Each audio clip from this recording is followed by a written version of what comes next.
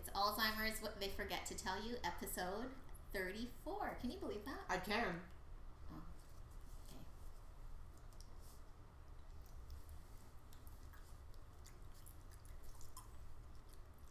Welcome back! Oh, thank you. Okay. Thought we were just going to sit here. Look what she brought back for me. But I will say she's a traitor. You'll see why. You can't see. There's a glare.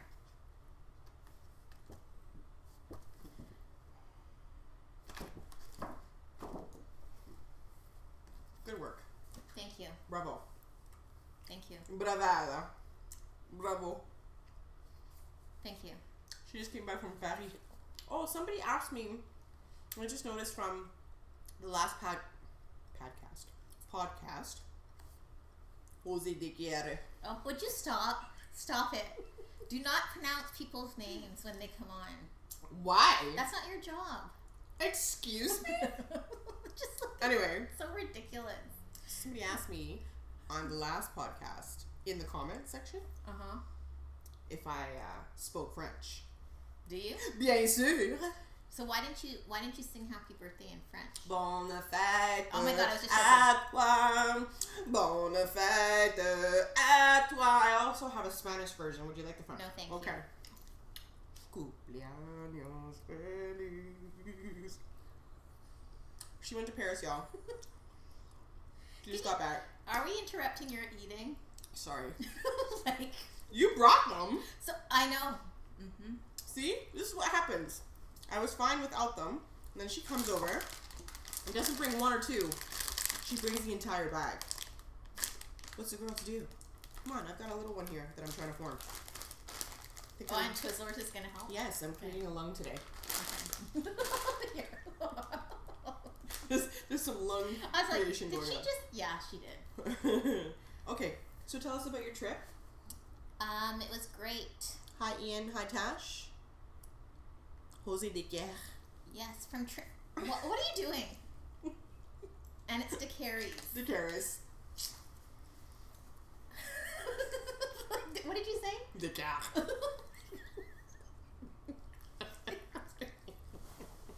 Let's make everything French now. Okay. Are you good? I'm blessed, man. The Listen, trip. I got 2 nostrils that work. I ain't feeling no pain. Okay. So the trip was short, and 2 days. It was 18th and 19th, the conference. It was a psychiatry and psychology conference of 2018.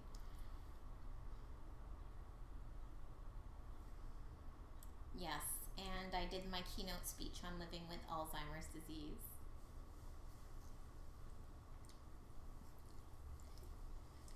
Uh-huh. Yes. No grenada. See? Get your country straight. There were 2 different conversations. I'm just eating a Twizzler. No, Jonathan, we weren't talking about you. Sorry. We're talking about Jose de Guerre. a family member.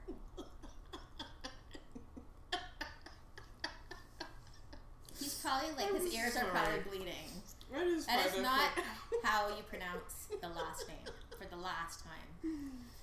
Come on, you just gotta laugh at life. People are just too serious. Anyways, tell us about your French trip. Well, I was trying. Okay. Do you want popcorn? No, these are fine. You want Skittles? Do you have any? No. Okay. So what is this, a movie? I'm getting really distracted I'm of sorry, your eating. but you're showing a lot of leg today, so I just thought maybe, Well, this is the dress. What do you want me to do? That's a pretty open question. Can you continue with your conversation? Tell our viewers how your trip went to Paris, France. Where they speak French, and the Eiffel Tower. Oh, guys, I gotta show you what she brought me. Well, the trip, I'll get it in before she comes back. The trip was good. I met a lot of people, a lot of doctors. It's a little baby Eiffel Tower. Look. And there's like... Don't do it. Don't try to pronounce it. There's a little engagement ring on there. Look, guys. Okay, that's great.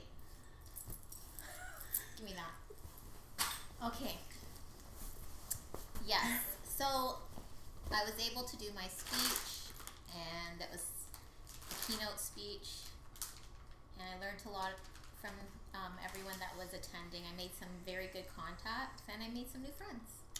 Parfait. That means perfect.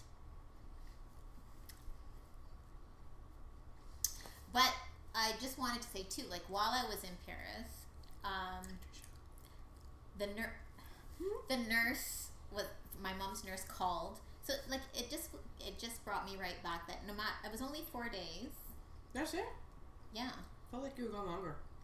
Oh, is that No, I didn't. No, just actually felt like you were gone longer. Hi, Abigail.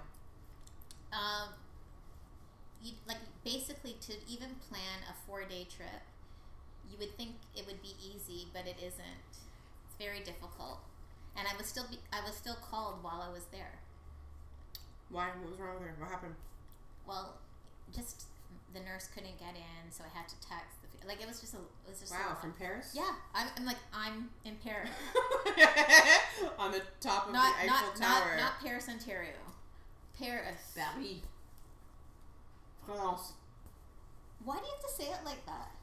Because that's how you say it. No, you don't. You say it in your Paris, France. No, you Paris. You say it however you say it. So then why do you have to like? You don't have to say it like how they say it. Oh. Yeah, you're not French. So what happens if you speak French? Well, you just don't count? Okay, so you have to be born on Paris soil? You're really digging those Twizzlers. Yo. It's been like 10 years since I had one of these suckers. Well, you're making up for it. Trust me. Okay, is that all? I think that's it. Okay, great. Good talk. Good to spread awareness. Anyways, today is called the longest day for obvious reasons. It's summer solstice, June 21st. First day of summer. And the Alzheimer Society in the United States calls this the longest day to spread awareness. However, every day should be spreading awareness is what I say. Was there anybody? Oh my god. Why did you bring them? I know you have kids. You have kids. You have 2. They had one each. And a half. I don't even think it's I don't half. know why you think that it's just for you. You didn't bring them for me? Well, you should have expressed that before I tore up the whole bag. Okay. Do you want to talk about anything Alzheimer related or? Okay, I'll tell you a little bit about when you're planning on going away. So, when the thought process when I'm you have to excuse me. I'm very jet lagged. And like expressive with her hands that are in my face. Isn't that European? Well, it's okay for you to say not Paris. wearing deodorant is European. First of all, anyways, are you wearing deodorant? Not today. Could you tell? I don't want to tell. Well, that means I don't smell. Because if I did, then you wouldn't have. You'd be like, "Why do you smell like that?" And I'd be like, "Because I'm not wearing deodorant today." We'll pretend we're on Facebook Live and people are watching. Okay, so when I go anywhere, which is not very often, I always have to think about these things. These are very, very current in my mind. I have to think about if my mom passes away while I'm gone, because that's a reality. And I think about, I hope my son's not home when it happens. And I think about, like I have to give someone all the information on the funeral arrangements because it's a process. So these aren't the average things that you think about when you go away, but it's on my mind. It's because it's a reality. So it goes with me. And I always have to have my phone on because in case the nurse has to call me or I hear any type of news.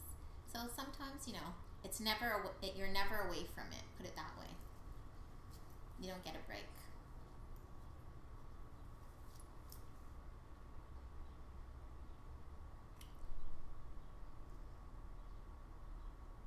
You got anything? I got Twizzlers. Okay, so this is a great talk. Look, even Abigail's going to look for candy in the kitchen. And if this was a candy advertisement, we would be, this would be good. So that's all you're going to say about your trip? Well, I gave it, I guess, the sad part of the trip. I shouldn't say sad part.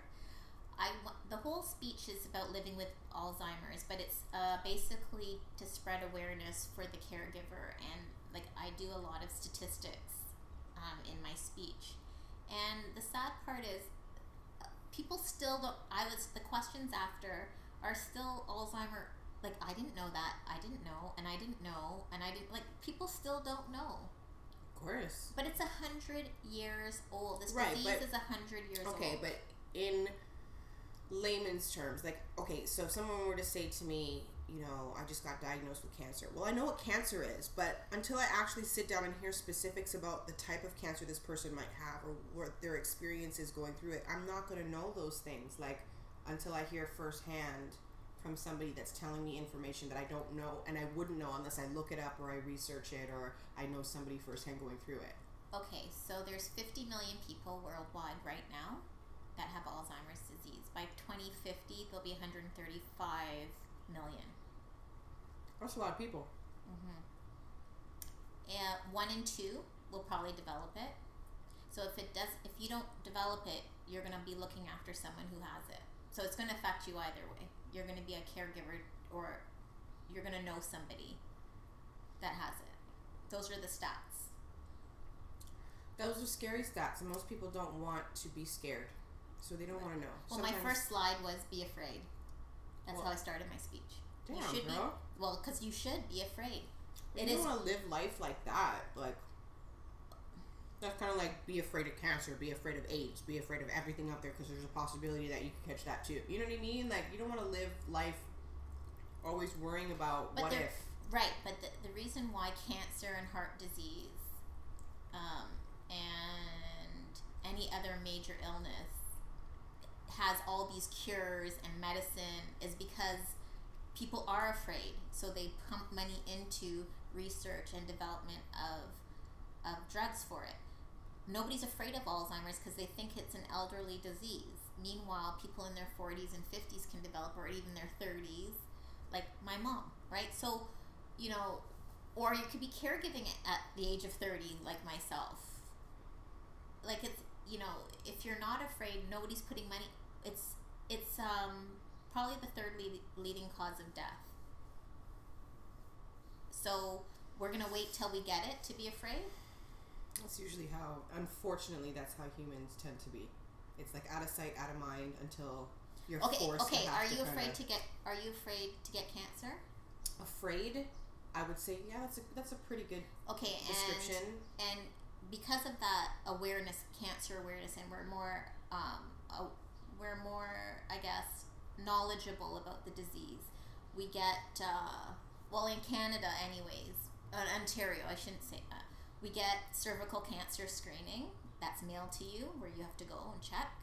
We get a notice from the government saying go and check, have a mammogram for breast cancer, because there's awareness of it, right? And as much as awareness, and I'm playing devil's advocate by the way, but as much as there is awareness for it, then you still have people who make the decision to smoke. You still have people who make the decision to carry out lifestyles that are very high risk. Right, but still, they will probably still be the same people that will go and check to see if they have lung cancer. And there are people that get lung cancer that don't smoke a day in their lives. Right, but if they feel something, you'll go and check. Alzheimer's, you should be afraid because there's nothing that it's asymptomatic. Right, but when you say you should be afraid, well, if there's not really anything you can do and there's no cure, so I should just sit around and be afraid for something that could possibly happen? No, you're taking it in the wrong context. I'm asking. No, I'm saying people, there's no money in it, which means we're not getting, like, okay, further along. Right, so, okay, perfect example. Alzheimer's disease presents probably 10 years prior to symptoms, right? So you could have it and you could be asymptomatic for 10 years until you have symptoms now, right? So people with Alzheimer's in their family, such as myself, should be getting MRIs and being tested probably yearly for that disease. Okay. And do you? Well, I do. I get an MRI, but that's because I'm cognizant of it and I demand one. But it's not, the government's not sending me a notice saying, hey, go get an MRI, check your brain health. This is what I'm saying. All those other diseases, because there's so much money and research put into it where they can see this is how you may get it. If you have a lump, be careful. I'm talking about the fact that there's very little awareness of Alzheimer's, which is why it's just like, yeah, okay. But it is going to cripple our healthcare system. It was, the figure was like $16 billion in the States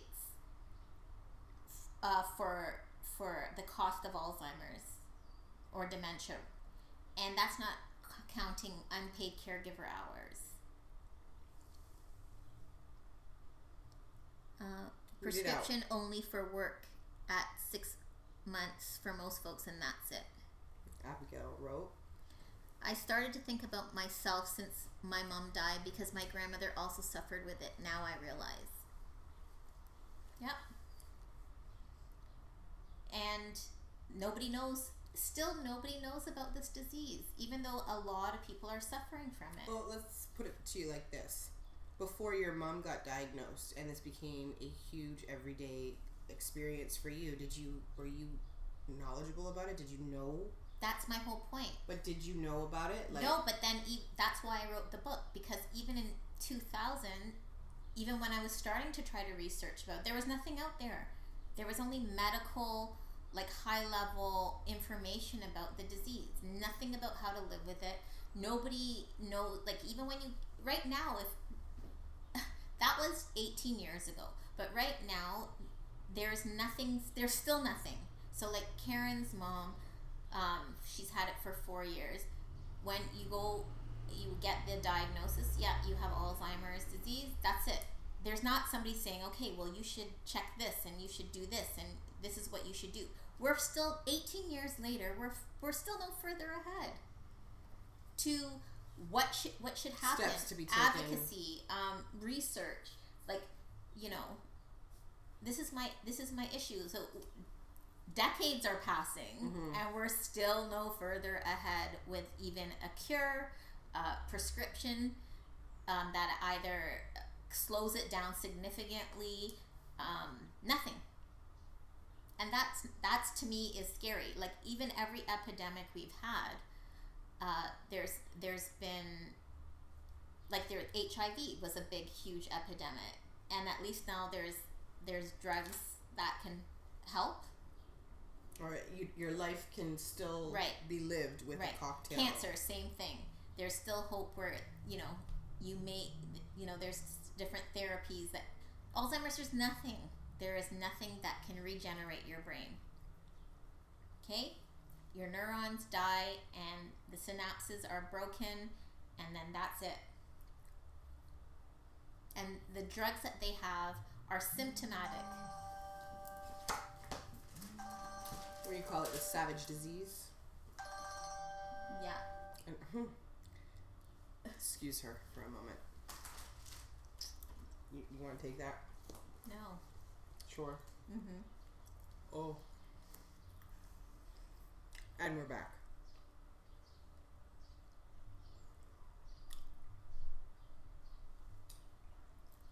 Yes, so that's what I'm saying. And even, yeah, it's progressive and she'll get worse. So you just know eventually what's going to happen and how to brace yourself for each stage, but each stage comes with challenges.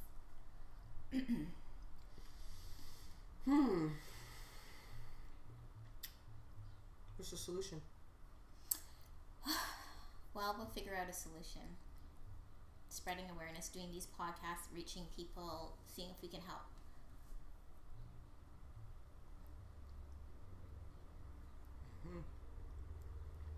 Always look for the solution.